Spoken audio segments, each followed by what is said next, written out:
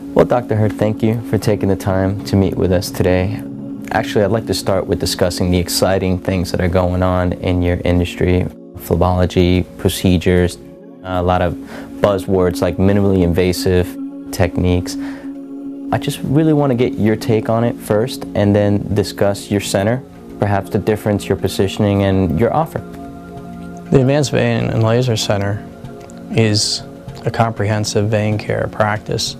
It's the only practice in the area that is dedicated to venous disease and the treatments of venous disease in their most advanced and sophisticated forms that can be offered today.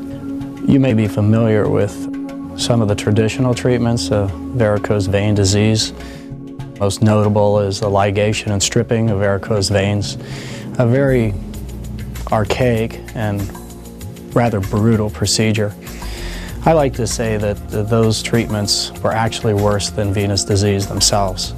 And so people would wait until they had very end-stage venous disease before they would come to a physician for any type of treatment. And again, those treatments were typically very invasive, relatively violent, a lot of soft tissue destruction and injury, and therefore a lot of healing required. I think two things have occurred in the last 10 years to really change that. And the first thing that has actually happened is the imaging ability that we've accomplished in the office. There are several companies that make portable ultrasound devices, and the imaging quality is tremendous. So we now can see veins, venous pathology, and that imaging ability allows us to make diagnosis and then to also be able to administer a therapy, a minimally invasive procedure in the office under local anesthetic. The second thing that's occurred is the advancements of endovascular treatments in general with wires and catheter systems, and then adapting those wire and catheter systems to the various energy sources that we have available to treat the veins from the inside out, if you'll allow me to use those terms. So it would be the imaging capabilities and then the catheter and guide wire systems, along with a very low profile intraluminal energy sources such as laser systems for allowing us to treat the veins. There's a lot of buzz in your field about technology and all the minimally invasive techniques that are, being able to use right now, and how you guys are a leader in the field and how you use these techniques. I just want you to give us a brief about the actual technology and the techniques that you use here at your center. I began doing venous disease treatments 18 years ago. And at that time, it was the traditional ligation and stripping. Then I was introduced to ambulatory phlebectomy techniques, which are something that are actually very popular now in combination with the minimally invasive procedures. In my specific practice, I can do ambulatory phlebectomies in combination with sclerotherapy techniques on the larger branch varicosities. I use the laser system for treatment of the large axial veins, the greater saphenous vein, when it's in a disease state and refluxing. That requires treatment before any other veins are treated. And then the second vein that typically we treat with the laser system would be the small saphenous vein, which of course is behind the knee and down the calf muscle area. Those two axial veins are the primary sources of probably 90% of the varicose veins on the lower extremity. Another term to use would be ambulatory venous hypertension. That is a term that describes the high venous pressure in the veins in the lower extremity. The lower you go down the leg from the heart as a reference point, the higher the pressure is in a standing position. So the most common location for large painful varicose veins would be between the knee and the ankle, and those veins can be treated with the laser system and sclerotherapy, and possibly, if needed, ambulatory phlebectomy. In my practice, as I mentioned, I have experience with 18 years of experience with ambulatory phlebectomies. I have found, though, that the more advanced sclerotherapy techniques using ultrasound guidance and a microfoam technique has been very effective 75 to 85% of the time in actually taking care of branch varicosities, therefore eliminating the need for any surgery whatsoever to treat venous disease of the lower extremities. There's big words being thrown around here, and let's speak to the layman's. What can I expect as a patient? I have pain in my leg, I have bulging veins. What's the process? Veins in the lower extremity, if there is a large vein that's causing some distortion of the skin because it looks like a rope or a worm under the skin, so to speak, or a snaky, ropey vein. If there is that's called a varicose vein, if there is a vein on the lower extremity with that appearance, there will be a source of high venous pressure or reflux from the underlying veins. Reflux meaning one-way blood movement? I like to describe reflux as blood traveling across the valve in the wrong direction. The venous system is composed of tubular structures, which are the veins, which carry the blood from the feet back towards the heart. In the standing position, it would be against gravity. And therefore, there has to be a means of allowing that blood to travel against gravity and uphill, so to speak. And the valves allow that to occur. The valves are one-way valves. If the blood's flowing towards the heart, the valves are open. If the blood tries to reverse and return in the direction of the feet, the valves close. Therefore, reflux is the actual event where the valve attempts to close as the blood reverses flow direction towards the feet, and the valve fails to do its function, which is stop the blood flow. Therefore, that's called reflux. And then the condition is described as venous insufficiency. The valves are insufficient, they're not doing their jobs, so then you have an insufficient system. It's not doing its job. Does that come from diet, lack of exercise, genetics? The most common cause would be genetics. If mom, dad, or grandparents have it, it gets passed down through generations. Pregnancy is a large factor, hormonal events, a job where one is standing 8, 10, 12 hours a day. Those are all causes. Two basic events can occur. One is the vein wall. If it stretches and the diameter of the vein increases, the valve cusps themselves are only a certain length, and you oversize the vein wall, those valves cannot oppose each other, and therefore you experience the reflux. The other is thought to be some genetic predisposition for the valve's wall strength to weaken and then become floppy, and therefore you can have reflux with a normal size diameter vein. Those would be the two main mechanisms of failure of the vein valve wall to function properly, and therefore experience reflux and venous insufficiency. I like the educational approach. It's refreshing because from our research and our understanding, especially in the United States, we have this overall fear about, I have bulging veins, I have spider veins, I'm going to have to rip my veins out. What percentage of people would you say in the United States have venous insufficiencies, and what's your approach? What's the difference between you and other centers in your process? The population of people who have some type of venous disease is 40% of women and 25% of men will have some type of venous condition. The evaluation of venous disease requires a comprehensive approach, and that's what we offer at the Advanced Vein and Laser Center. My approach is one where I evaluate the venous system from the largest veins to the smallest veins, and my approach for treatment is to treat the largest diseased area of the venous system to the smallest area. And that way the patient's going to experience the most effective, durable, successful results. All of those treatments can be done now without any surgery.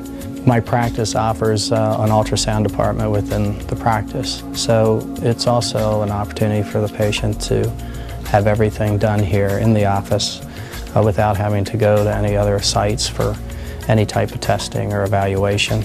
Talking about the center itself and all the technology that's in your center and the knowledge-based information that you are sharing with the public, the educational approach, we really appreciate that and your involvement with the community. But the center itself, if you could give me a narrative, maybe a brief about what the process is for some of your patients when they come through the doors, what are the first impressions, what can they expect? Being a total vein care center, we take a comprehensive approach at looking at the patient's venous disease. Of course, we do a thorough history and physical evaluation. I personally do a limited ultrasound study on the new patients to get a feel for what type of conditions may be underlying the superficial veins.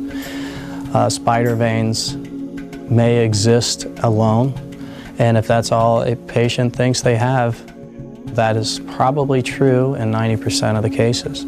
There is a 10% patient population, though, that though the appearance is that of spider veins, 10% of the population will still have underlying larger venous disease. If those people are treated for their spider veins without treating the larger underlying venous disorder, they are going to spend a lot of money for a lot of treatments and experience poor results. Therefore, I think it's important to do a thorough evaluations, even on the people who think they just have a cosmetic problem with spider veins. So again, we start with a thorough history and physical examination, a initial screening ultrasound evaluation done by me personally, and then if I feel it's indicated, I would have the person come back for a venous ultrasound in our vascular lab with our registered vascular technician. And based upon those results, then we would have an opportunity to meet again. My treatment strategies typically will involve treating the larger venous condition down to the smallest venous condition. We use an advanced venous laser treatment system that we use here in the office for the large axial vein treatments. For the medium-sized branch varicosities, typically I prefer to use the ultrasound-guided sclerotherapy. I also have a vein viewer light system that uses infrared light technology for detecting veins that are underlying the spider veins and allows for treating those feeder veins, other spider veins, using the vein viewer light as a guide. I also use 4 time magnification glasses to do the sclerotherapy treatments on the small spider veins. I think it's very important that even the patient that may come to my office who finds that they don't have a venous condition that they choose to have treated, that they still leave my office feeling better than when they walk through the door. That is just, I believe, very important. And my staff, I know, feels that way also, and that's something we strive for. We frequently will have patients tell us that they feel very comfortable in our waiting room. Yeah, which is what I wanted to segue into your center, because you get a lot of buzz about your center and the people that work here for you. Kind of give us a visual about the center and the staff that works with you. We have a very close working relationship.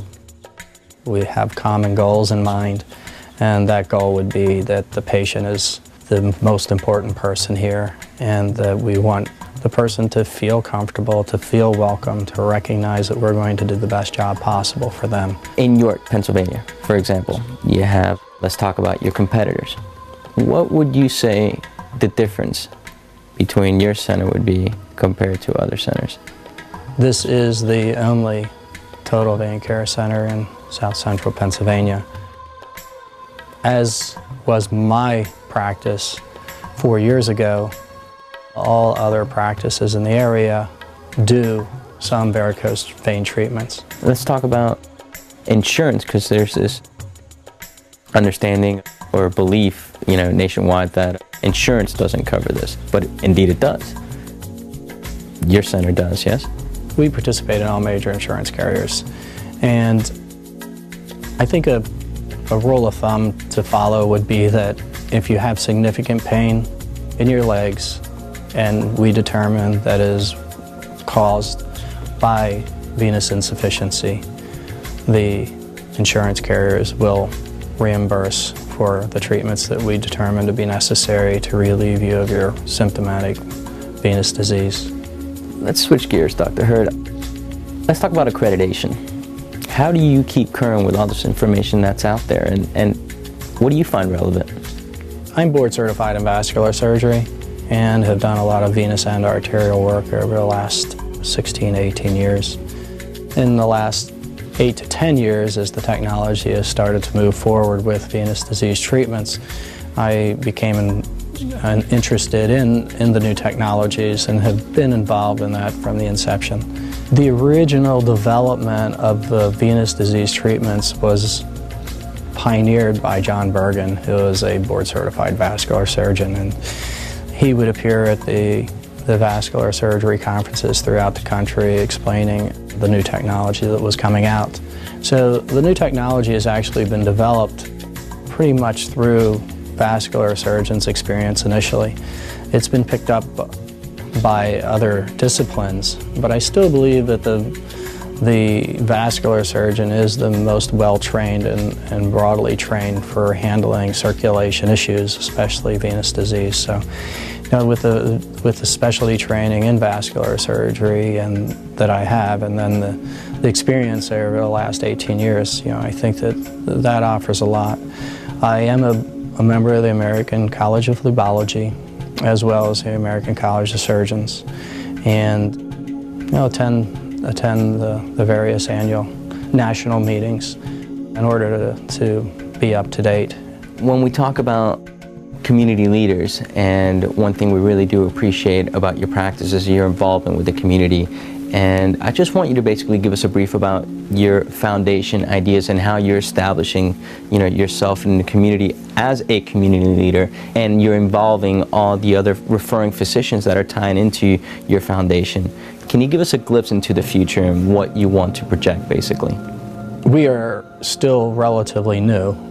As a result, we are developing our practice in various directions.